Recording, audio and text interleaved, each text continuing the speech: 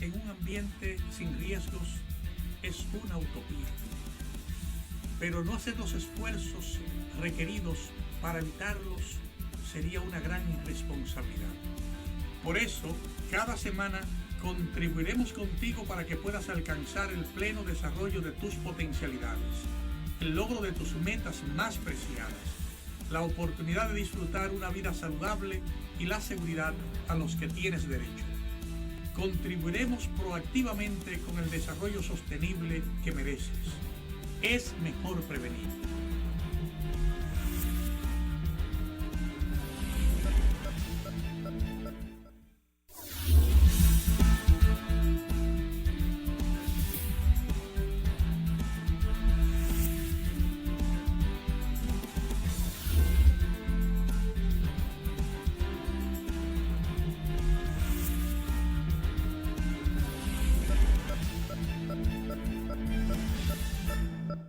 Saludos amigos, bienvenidos a esta entrega de la Utopía Riesgo Cero que nos reúne esta mañana como cada semana para presentar las novedades de los eventos que de mayor trascendencia han afectado nuestra práctica cotidiana o algo en el mundo que nos puede servir a nosotros de una lección que nos puede enseñar, nos puede mostrar el camino de qué puede pasar y qué podemos evitar. En esta semana vamos a dedicarnos a hacer algunas reflexiones sobre los eventos que tradicionalmente generan afectaciones en el país. ¿Qué eventos son recurrentes? Haremos una revisión a los reportes de víctimas y afectados que tenemos en el marco de los operativos que tradicionalmente se realizan, que no es precisamente en el operativo, sino es un evento que ocurre, unas tragedias que ocurren en el marco de grandes movilizaciones de personas. Se reflejan en el operativo, pero es el producto de la gran movilización de personas. Vamos a ver también afectaciones que ocurren en el país, producto del manejo, digamos, inadecuado que a veces se da desde el 911. El manejo, dónde están las fallas y qué cosas son las que tenemos que mejorar para seguir avanzando en esa dirección.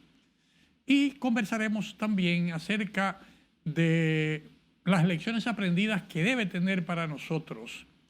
las afectaciones que se dan en Taiwán a consecuencia de un grave terremoto de gran magnitud que ocurre en ese territorio isleño en el sudeste asiático. En breve continuaremos con ustedes, queridos amigos, en esta entrega de la Utopía Riesgo Cero.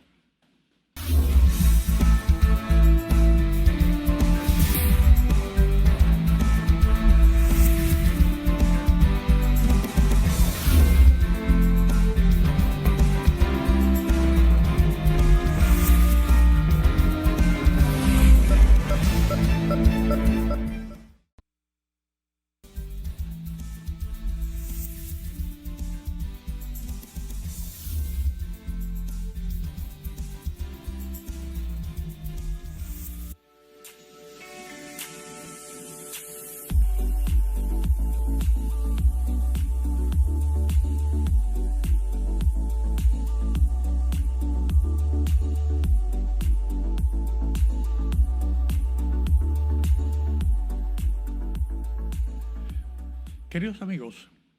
es lamentable que a pesar de las recomendaciones y todas las observaciones que hicimos todos nosotros y múltiples otros medios en el marco de esa gran movilización que se dio a ocasión de la Semana Santa, de la celebración de Semana Santa en todo el territorio nacional, y de la gran cantidad de recursos y de medios que se ponen en acción, grandes operativos, grandes movilizaciones de múltiples instituciones, voluntades manifiestas de todas las autoridades, de líderes religiosos, sociales, comunitarios, económicos. todo el mundo manifestando la intención de sumar esfuerzos para prevenir. Seguimos con mucha frecuencia repitiendo los mismos fallos en los últimos 30, 40 años, a veces agravándose más con el tema de los accidentes motorizados. Debería ser ya una lección aprendida nuestra, una lección que nos permita saber cómo enfrentar, cómo minimizar eso. O sea, no es posible que a pesar de que sabemos que los motoristas son los que aportan la mayor cantidad de víctimas, y no tan solo los motoristas, los conductores accidentados son los afectados, sino miles de familias de esos accidentados son los que pagan el precio más alto. Porque a veces el que falleció ya falleció. Es un gran sufrimiento por unos días, pero ya falleció. El sufrimiento grande lo tienen los familiares que sobreviven, que tienen que ver trastornado su modus vivendi, que tienen que acarrear con los costos o gastos de el intento de salvar la vida de esa persona afectada, que tienen que dejar de estudiar para poderse dedicar a producir para mantener la familia porque el proveedor falleció.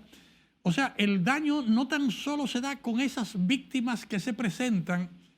sino cómo eso trastorna a miles de familias en todo el territorio nacional cada año. Obviamente nos obliga a todos prestarle la debida atención para revisar ese tema que ya es reactivo para lo que pasó, pero que si hacemos las revisiones adecuadas, si nos sentamos y revisamos las lecciones aprendidas, las buenas prácticas que hay en algunos lugares, inclusive dentro de nuestro país, podemos mejorar de manera significativa. Que no hacemos nada con tener a un grupo de técnicos sentados a celebrar el mismo operativo 3 o 4 veces al año, moviéndose y hablando, cuando lo que deberíamos hacer es que todos esos técnicos tengan que sentarse a raíz de los resultados a revisar los casos uno por uno en cada territorio, revisar por qué está pasando eso, qué facilitó que eso ocurriera, qué temas tienen que ver con el respeto al ordenamiento vigente, qué aspecto tiene que ver con la formación o la preparación de los conductores que andan en esos vehículos, cuánto tiene de culpa el que nosotros permitamos que los conductores de motocicletas usen las motocicletas sin usar el casco protector, que no pueden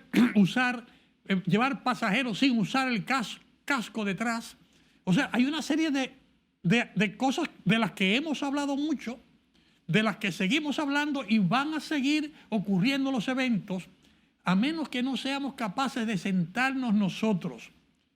las autoridades, los comunicadores, los líderes de las comunidades, el sujeto de riesgo, los conductores, los sindicatos de motoristas, las paradas de motoristas, para revisar cuáles son las lecciones aprendidas, cuáles son las buenas prácticas que podemos poner en marcha nosotros y que han sido exitosas en otros lugares. Nosotros vemos cómo en cualquier lugar civilizado,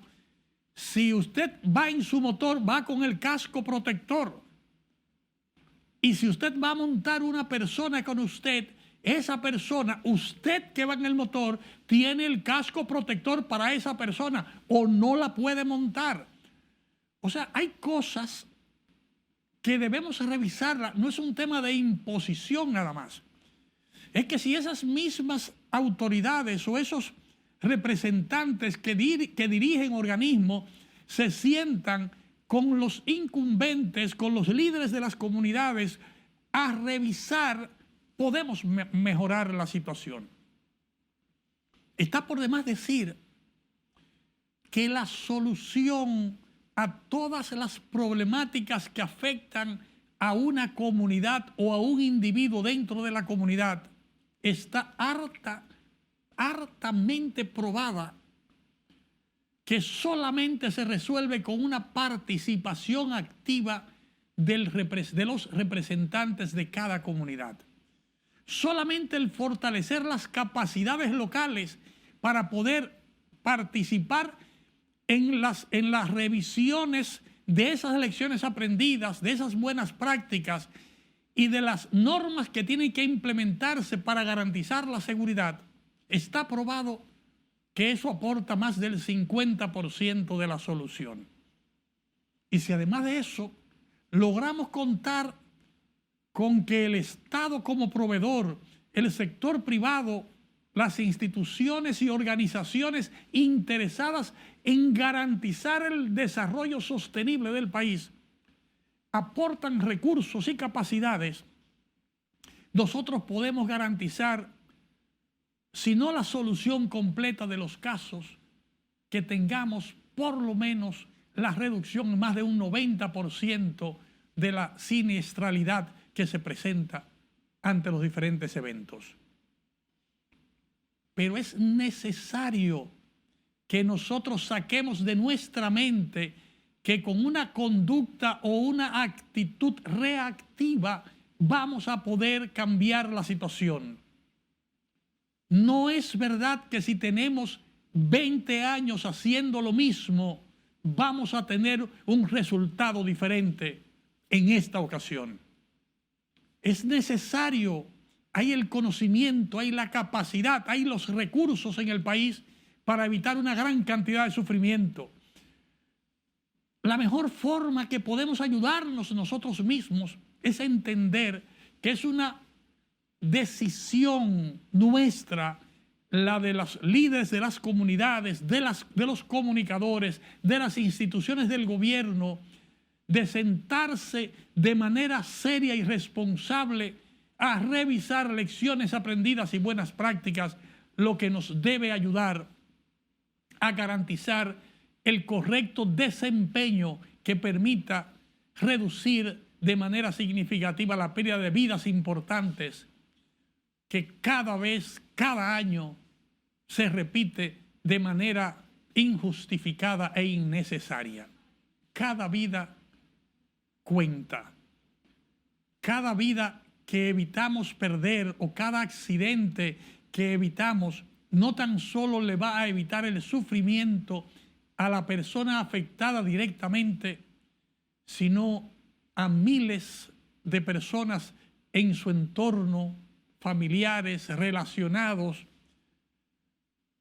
que vamos a garantizar a quienes vamos a garantizar la sostenibilidad de su desarrollo y le vamos a evitar el sufrimiento de ver perder la vida o quedar discapacitados o quedar en capacidades disminuidas producto de esos lamentables accidentes como los accidentes motorizados que se repiten de manera constante en nuestro territorio, en nuestras ciudades y en nuestros barrios. Una tarea pendiente que esperamos seamos capaces de sentarnos desde los comités municipales de prevención, mitigación y respuesta a buscar de forma proactiva la solución a esa problemática. No se vayan porque en breve continuaremos con más en esta reflexión sobre qué hacer y cómo hacerlo para reducir el sufrimiento y las afectaciones en nuestro país.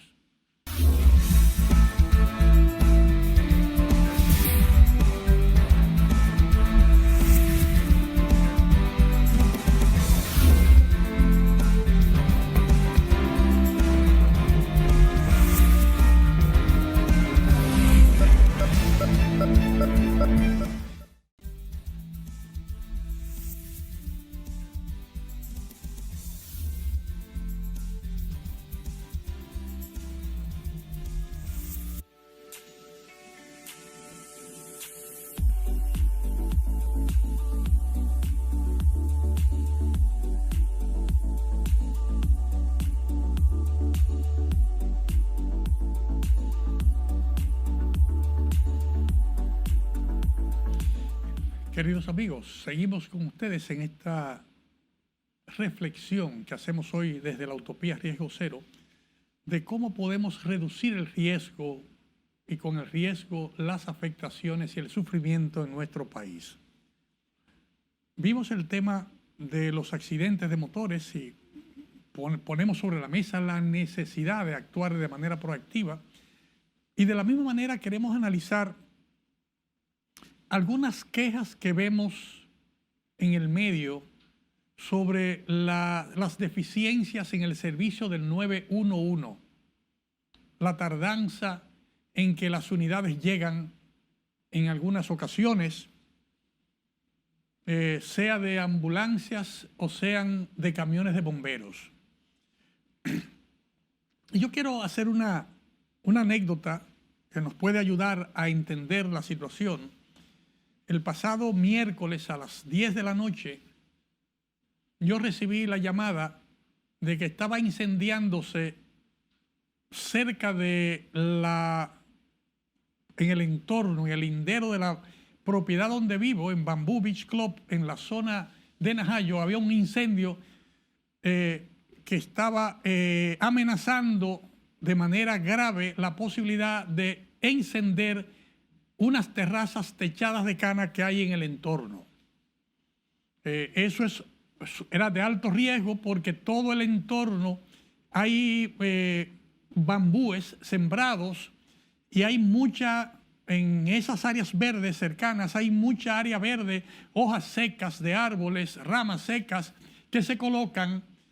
para que vayan degradándose y en un momento determinado queden cubiertas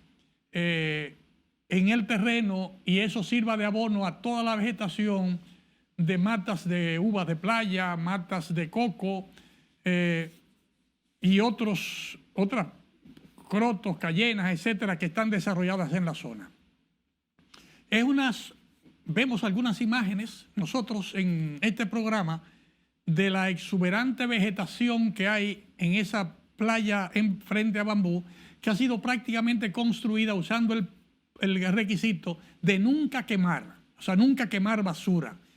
Los desechos plásticos se retiran y son enviados para el lugar donde se procesan o se reciclan, pero todos los desechos orgánicos son colocados como abono o apoyo a las plantas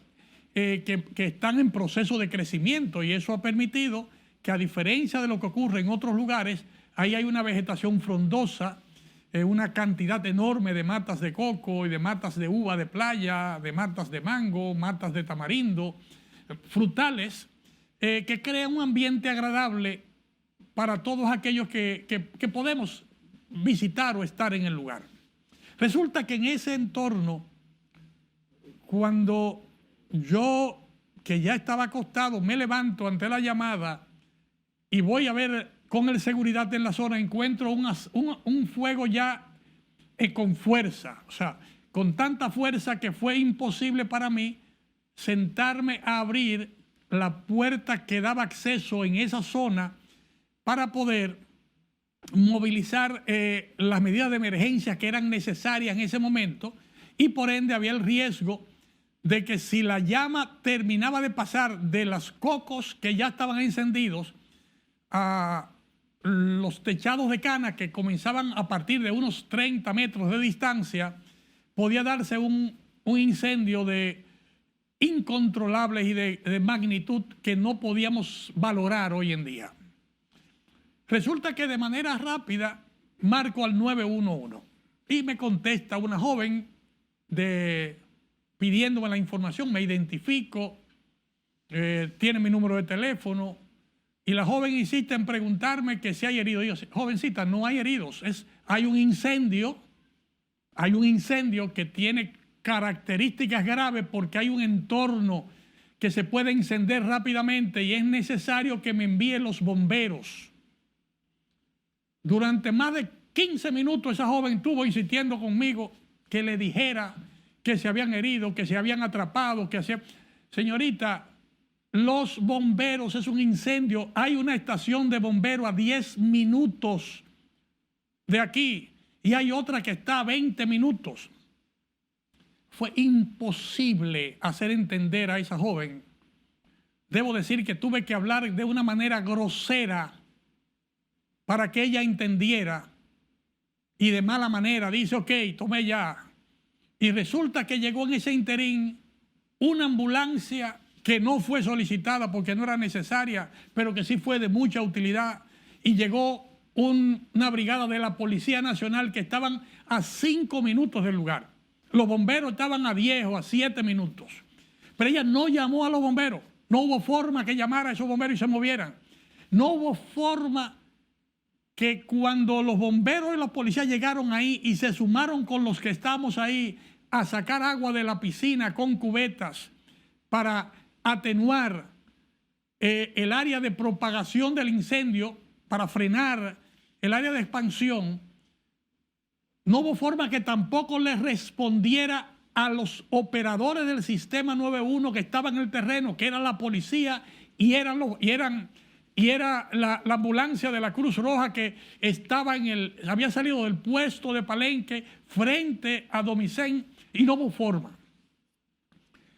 La unidad de los bomberos, tuve yo que llamar al alcalde de Nigua, y el alcalde de Nigua entonces es el que despacha, llama,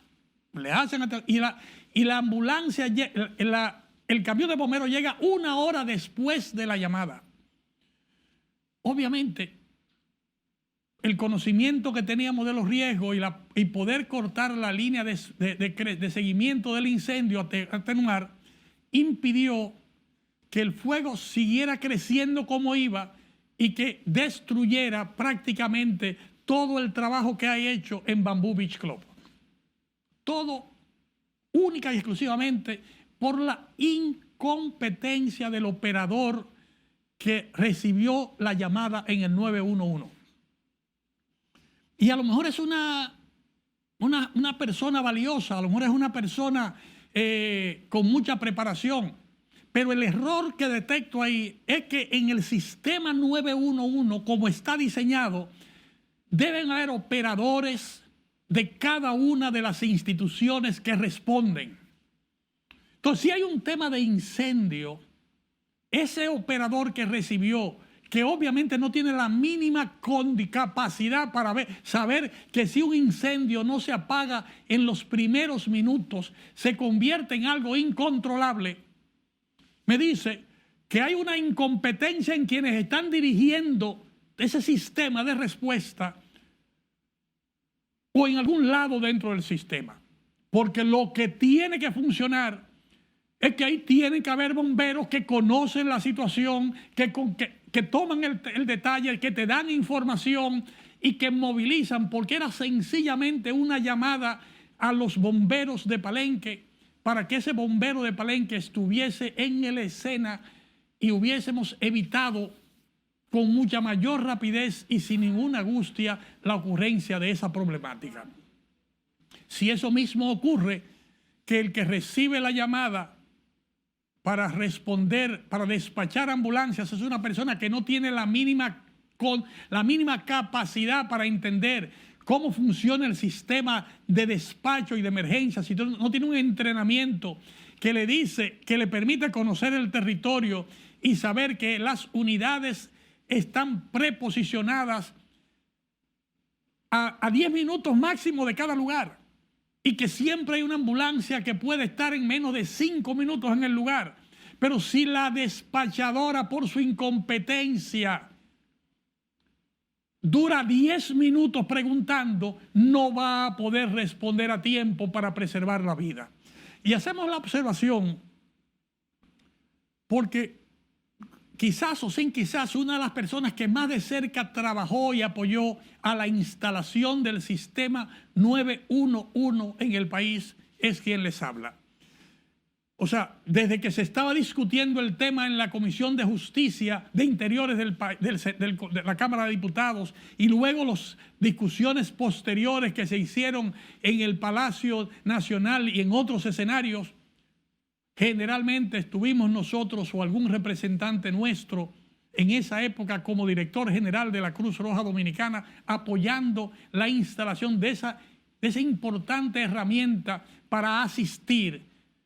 a la población en riesgo en el país. Una reflexión que invito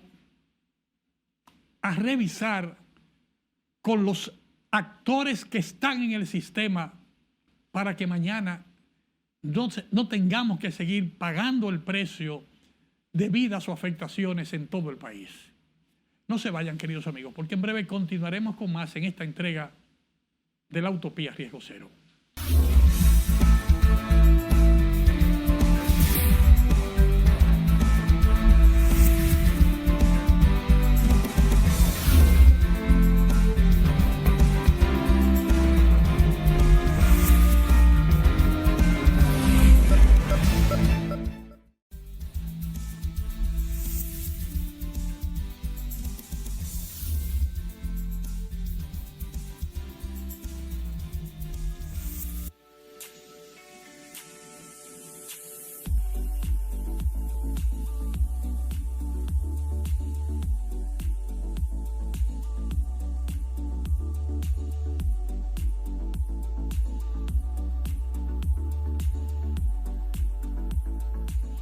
Queridos amigos, y haciendo la conclusión de la exposición que hacíamos de las cosas que tenemos que revisar y aprender, es bueno hacer notar que lo que se evidencia es una falta de capacidad de algunos operadores de jugar el rol que les corresponde. No sé qué tiempo tiene esa operadora que está ahí, no sé cuál es el nombre de esa operadora, ni sé el nombre del supervisor que estaba ahí, pero evidentemente hay algo que revisar ahí. Un operador del sistema 911 es una persona que tiene en sus manos,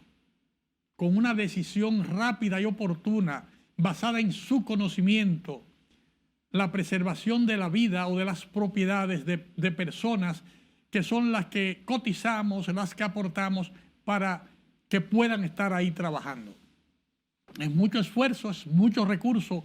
que apoyamos todos en el país para que ese sistema funcione. O sea, no es un sistema que funciona única y exclusivamente porque el gobierno tal o cual lo pusiera o porque el Estado está ahí. El Estado tiene la obligación de brindar una asistencia oportuna y efectiva a cada uno de nosotros, pero nosotros tenemos la obligación también de contribuir con nuestro trabajo, con nuestras capacidades para que eso funcione. O sea, hay un trabajo que tenemos que hacer nosotros, pero también tenemos nosotros que hacer las observaciones para contribuir a que el Estado sea cada vez más eficiente en la implementación de ese trabajo. Yo debo reconocer que esa preparación de las organizaciones, de las instituciones del país que tienen que responder ha ido avanzando. Perfecto. Debo reconocer la capacidad y la efectividad de esa unidad comandada por una capitana, una joven capitana de los bomberos de Nigua, que hizo una excelente labor de inspección del lugar, de revisión, la planificación de la extinción y de frenar con el apoyo de un equipo de jóvenes, todo un equipo de jóvenes bomberos que ve ahí, que afortunadamente pudo apagar a tiempo y que no hubieran mayores afectaciones que las plantas que fueron afectadas por el fuego. Pero es importante que se haga la revisión en el tema del despacho y de las instituciones que tienen que garantizar la movilización de las unidades de despacho. Tenemos un personal humano calificado, tenemos equipos adecuados, o sea, el camión de bomberos llegó adecuado, llegó con su agua. Si llegó tarde, no llegó tarde por el camión, porque el tramo de Nigua a Bamboo Beach Club se hace en 10 minutos, 15 minutos sin problema. Un camión en buen estado. El problema está en el despachador y en la incompetencia del despachador o de quien dirige al despachador. Pretendo yo que sea esa situación y que no haya otra situación que quiera afectar. No sabemos qué puede ser. Pero peor es el caso que una vez ocasionado ese evento, esperamos que al día siguiente, el jueves, algún supervisor del sistema 911 se aproximara a ver la magnitud de los daños que hubo, a revisar con nosotros cuál es el riesgo que hay y todo, y resulta que en las siguientes 48 horas, 72 horas, nadie del 911 pasó a revisar, ni de la alcaldía, ni de los bomberos, ni de medio ambiente, ni nadie. O sea, también otra revisión. O sea, cuando se presenta un conato de ese tipo, es imprescindible que se haga una revisión para ver cuáles son los riesgos, cómo podemos evitar esas eventualidades. Porque indiscutiblemente, si eso en lugar de pasar ese incendio que pudo haber sido fortuito, pero también pudo haber sido intencional, pudo haber sido alguien que tiró un cerillo o tiró cualquiera, estaba haciendo una fogata y tiró algo ahí.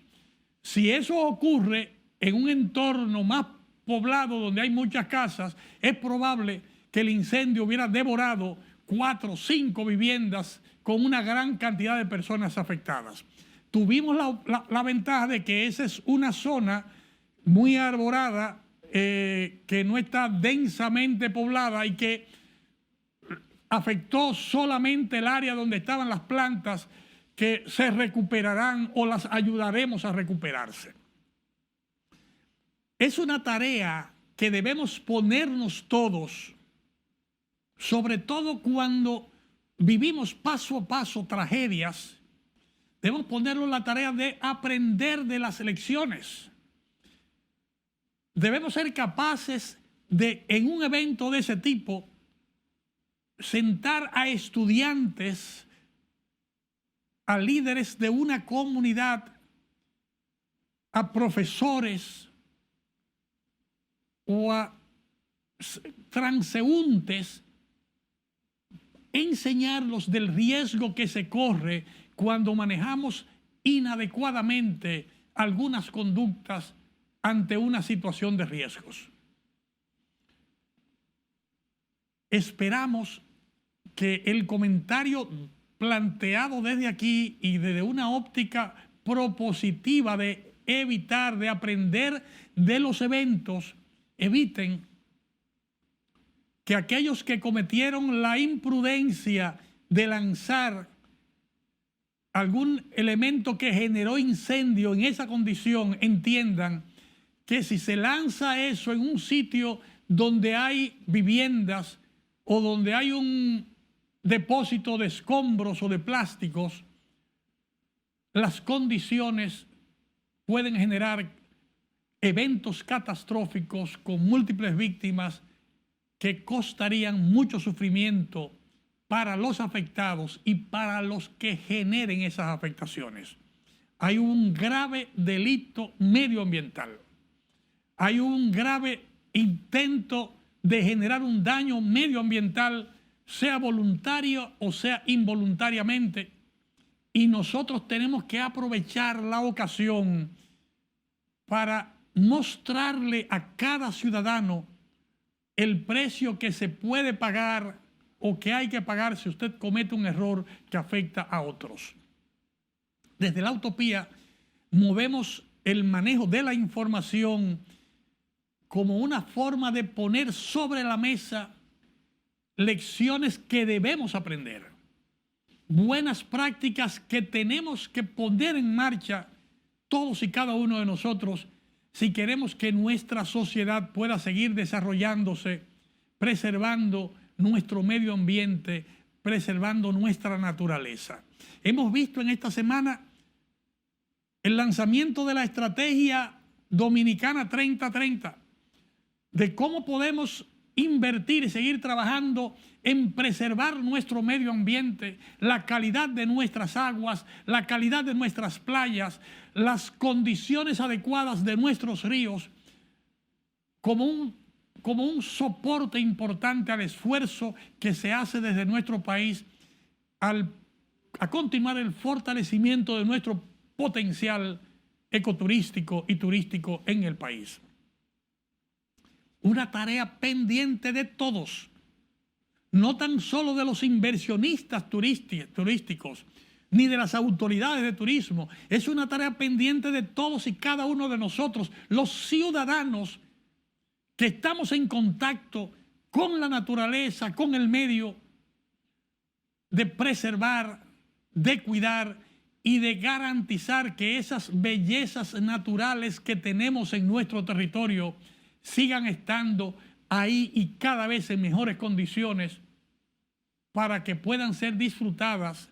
no tan solo por nosotros en esta generación, sino por múltiples turistas que van a venir a visitarnos en los años por venir y por las nuevas generaciones que comparten con nosotros y que habrán de seguir compartiendo con nosotros este territorio aún después de que nuestra existencia física no esté en el territorio de la República Dominicana. No se vayan, queridos amigos, porque en breve analizaremos las lecciones que nos debe dejar a nosotros el terremoto en Taiwán y las afectaciones y cuál es el espejo en el que debemos mirarnos nosotros en la República Dominicana.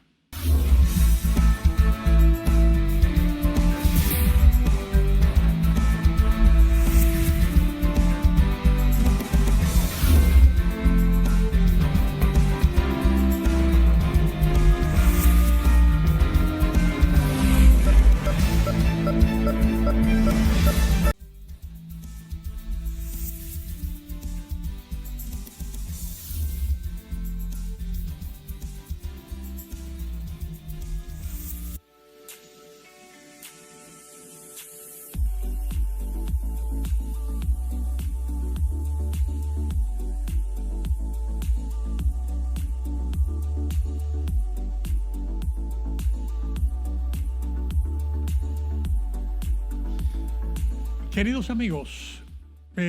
como anunciado en el segmento anterior al final, íbamos a tomar esta última parte de la entrega para conversar acerca de lo que deben ser nuestras lecciones aprendidas con respecto al terremoto en Taiwán y las buenas prácticas que debíamos funcionar. Yo quisiéramos desde la utopía plantear las tareas que debemos hacer y cómo podemos analizar ese evento en tres elementos claves.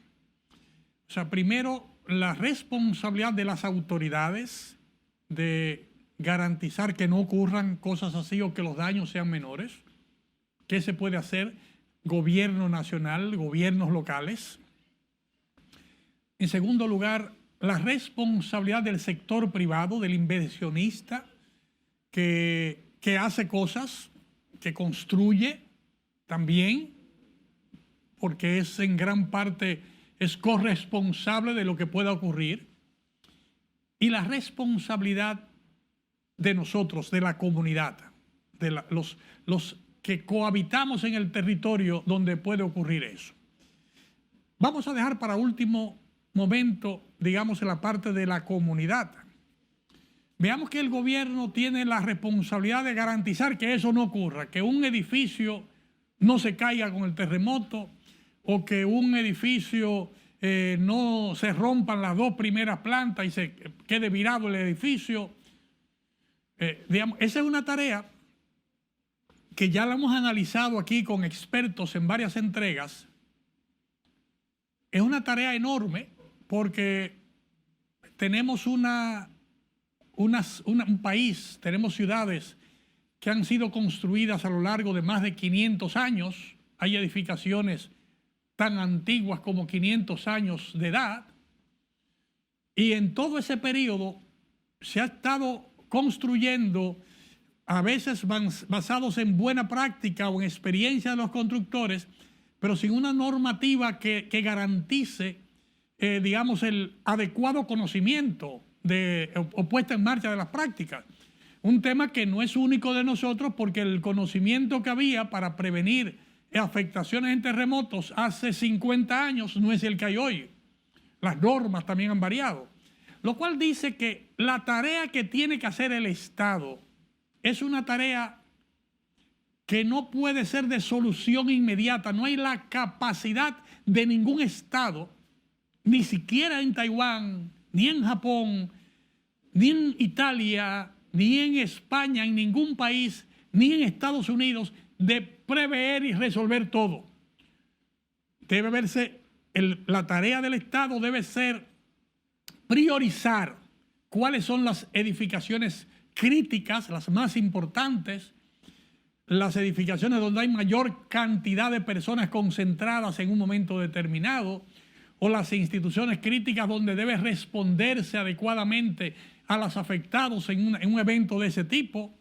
O sea, todas esas edificaciones que podemos identificar, que a lo mejor son el 1% o el 0.5% de lo que hay construido en el país. Hospitales, bancos de sangre, cuarteles, oficinas públicas, escuelas. Por ahí anda el tema. O sea, si el Estado se concentra en hacer la revisión de esas estructuras y poner los correctivos de lugar, porque obviamente esos edificios que se cayeron y como veíamos quedaron recostados porque las dos primeras plantas colapsaron y cayeron, eso es un tema que ya se conoce y se sabe cómo evitarlo. Hay un tema de columnas cortas y de fallos que hay en la estructura que pueden abordarse, pueden mejorar esas situaciones, pueden reducir las afectaciones. No es lo mismo que eso que se caiga ahí sea una vivienda aislada o un edificio de una fábrica donde no trabajan muchas personas, a que sea un lugar donde hayan 2.000 personas alojadas recibiendo clases o siendo atendidas en un centro hospitalario. No es lo mismo que sea un granero o un almacén, depósito de alimentos, a que sea el hemocentro o el banco de sangre del país, referencia del país. O sea, el Estado tiene que hacer una labor y creemos que tiene personal calificado para hacer eso. Lo que hace falta es asignar recursos para que ese sea un proceso permanente. Si atendemos las 100 principales escuelas, las más vulnerables del país, ahora resulta que inmediatamente atendemos esa, habrán otras 100 que vamos a poder atender cuando terminemos esa tarea. Si atendemos los 100 hospitales más vulnerables del país, significa que después de eso vendrán los otros 100 más vulnerables y vamos a poder avanzar, digamos, de una manera práctica. Pero al mismo tiempo es necesario que el Estado, a través de su ministerio correspondiente, garantice el respeto de las normas sísmicas en las nuevas construcciones. Gran problema del país, porque si bien trabajamos en la corrección de las 100 primeras edificaciones, al mismo tiempo que hacemos eso, permitimos que 100.000 nuevas edificaciones ilegales se levanten sin ningún tipo de regulación, sin ningún profesional calificado, sin nadie que tenga experiencia, creando mucha más vulnerabilidad que la vulnerabilidad que estamos reduciendo con los correctivos que pueda hacer el Estado. Una tarea también del Estado que tiene que ver con el fortalecimiento de las capacidades técnicas de los gobiernos locales para que los equipos de ordenamiento territorial y planeamiento urbano de cada localidad puedan contar con profesionales calificados que contribuyan a reducir la vulnerabilidad mientras evitan que nuevas vulnerabilidades puedan seguir siendo construidas. Una tarea que es importante y que debemos poner a funcionar. Pero lo grave de la situación que hemos detectado en más de 30 años, desde las experiencias, digamos así, del huracán David en el 1979, 40 y pico de años de experiencia trabajando con situaciones de riesgos y de vulnerabilidad, es que actores claves, tomadores de decisión en todos los gobiernos, gente que se siente con el poder de decidir o que tiene el poder de decidir, entiende que lo que hay que hacer es esperar que pase el problema para salir a ayudar. Y te lo dicen así mismo, no, ya estamos preparados para ayudar, ya tenemos aquí la ayuda prevista. Y no nos damos cuenta que esa visión reactiva es el 50% del problema que tenemos cuando nos afecta algo. De que no tenemos que esperar que la escuela sea reforzada, o que el cuartel sea reforzado, o que el huacal sea reforzado, o que el edificio del ministerio tal o cual sea reforzado. Nosotros tenemos la posibilidad hoy de hacer lo correcto para evitar que hayan afectados en esos lugares o en cualquier parte del país tan pronto ocurra un evento que, como el que ocurrió en Taiwán, en cualquier momento puede ocurrir en nuestro territorio. Que el trabajo con el fortalecer las capacidades de la gente, que cada persona conozca los planes de contingencia, que se elaboren esos planes de contingencia en cada edificación, con sus rutas de evacuaciones, con el fortalecimiento de las capacidades locales, brigadas de primeros auxilios, brigadas que garanticen la movilización al sitio en la zona, en la ruta de evacuación, brigadas que garanticen el acceso de agua potable para las personas que sean desplazadas, brigadas que tengan la capacidad de hacer el triaje necesario cuando hayan afectado para determinar cuáles afectados son los primeros que hay que llevar al centro de asistencia o a cuáles son los primeros a los que hay que brindar la atención. Equipos que tengan la capacidad para intervenir en el lugar, porque todos sabemos que cuando pasa el terremoto grave, los postes de energía eléctrica y los postes de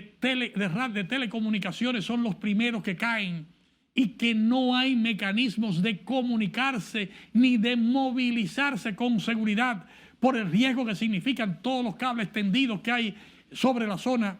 y que tenemos que rascarnos con nuestras propias uñas en el territorio donde estamos. Que si lo hacemos eso adecuadamente, el edificio se podrá caer, podrá haber graves afectaciones, pero la población estará movilizada en un punto seguro y tendremos ahí socorristas entrenados en cada una de nuestras instituciones que pueden aplicar los primeros auxilios a aquellos afectados, que pueden evitar las hemorragias, que pueden garantizar la liberación de las vías respiratorias a cada persona, que pueden garantizar la inmovilización de esos miembros fracturados y que van a permitir que la persona pueda resistir hasta que pueda ser movilizada con seguridad al sitio de asistencia que ha sido preseleccionado en el plan de contingencia. Todo ese trabajo de fortalecimiento de capacidades locales es una prioridad impostergable en el país. Es una tarea que tiene que abocarse todos los comités municipales de prevención, mitigación y respuesta, porque son las entidades que están en el territorio. Es una tarea que tiene que ser apadrinada y empujada por cada uno de los consejos provinciales que tienen la tarea de coordinar en el territorio de la provincia la colaboración entre los diferentes actores para garantizar su efectividad. Es una tarea que convoca a todos los directivos de cada junta de vecinos para que en cada sector haya una red comunitaria con las capacidades, el conocimiento y los recursos necesarios que le permitan preservar la vida de cada uno de las personas que cohabitan en ese territorio. Es una tarea que obliga al Estado a todos los niveles, desde los sectores del Estado, los diferentes ministerios y oficinas, el Estado local con la representación local, a acompañar el proceso con cada comunidad, de tal manera que los equipos necesarios, botiquines, camillas, equipos de agua y saneamiento que sean necesarios en cada territorio, estén disponibles y coordinados con el entrenamiento que se requiere en cada persona. Es una tarea colosal, pero debo decir que en el país hay capacidades y recursos suficientes para hacer esa tarea, siempre que removamos aire, mar y tierra, a todos aquellos que tienen una mentalidad reactiva y que solamente están esperando para responder, y que podamos con el sacudión comprometernos con las actividades proactivas que habrán de preservar la vida y la salud de nuestro país, y todo el esfuerzo que se está haciendo para tener un turismo pujante y para tener un desarrollo sostenible pueda mantenerse en el peor de los escenarios, y que no se nos caiga el país porque hay una tragedia y no estamos preparados para ella. Muchísimas gracias a todos ustedes, queridos amigos, por la amabilidad, y ojalá que esta reflexión les ayude a entender que todos y cada uno de nosotros tiene un gran papel que jugar, colaborando con ese fortalecimiento de capacidades locales, con esa incidencia con los tomadores de decisión para impulsar el proceso con las comunidades, mientras el Estado a sus diferentes niveles va haciendo la tarea que le corresponde. Hasta la próxima, queridos amigos, donde nos vemos en esta entrega de la Utopía Riesgo Cero la próxima semana. Con ustedes aquí.